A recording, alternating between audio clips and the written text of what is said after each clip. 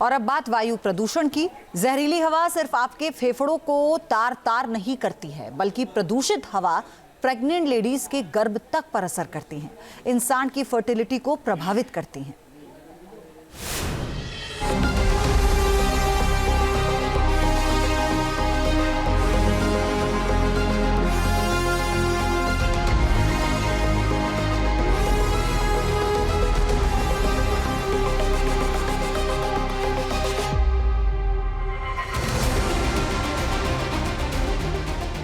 प्रदूषित हवा के चलते गैस चैम्बर बनती देश की राजधानी दिल्ली को हम हर साल देखते हैं, लेकिन प्रदूषित हवा दिल्ली के अलावा भी कम से कम 6 राज्यों के दर्जनों शहरों का दम घोट रही है।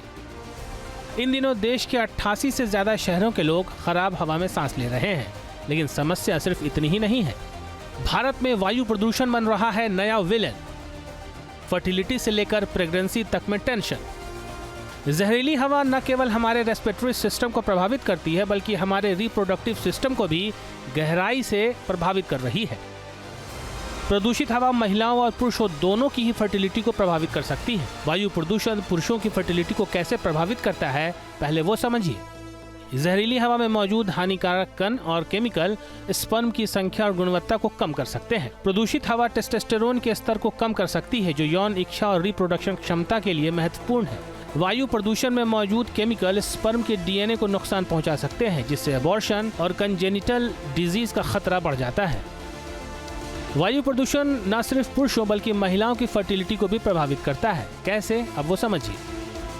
वायु प्रदूषण अंडाणु की गुणवत्ता को कम कर सकता है और समय से पहले ओवरी फेलियर का खतरा बढ़ा सकता है। वायु प्रदूषण महिलाओं में हार्मोनल असंतुलन पैदा करता है, जिससे अनियमित माहवारी और ओव्यूलेशन की समस्या हो सकती है।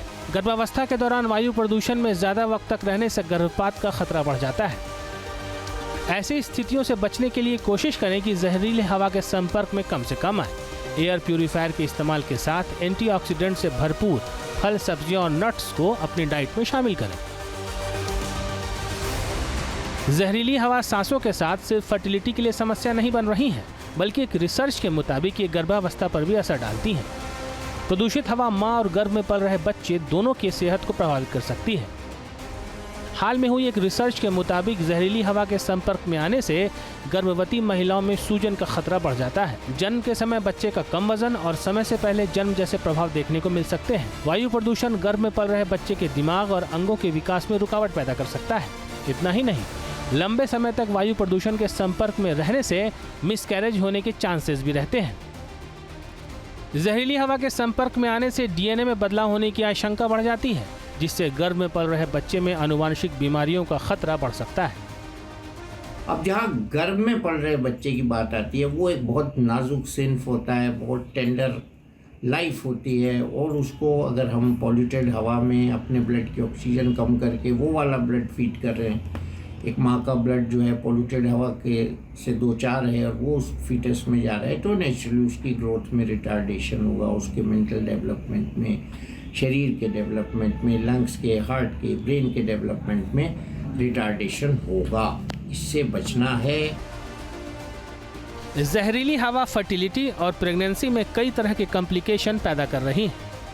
यही नहीं, वायु प्रदूषण की वजह से हर साल 20 लाख लोगों की समय से पहले मौत हो जा रही है। वक्त आ चुका है कि जहरीली हवा से निपटने के मुकम्मल उपाय तलाशे जाएं, वरना वो दिन दूर नहीं जब ये जहरीली हवा जन्म से पहले ही जिंदगी पर मौत का ग्रहण लगा देंगी।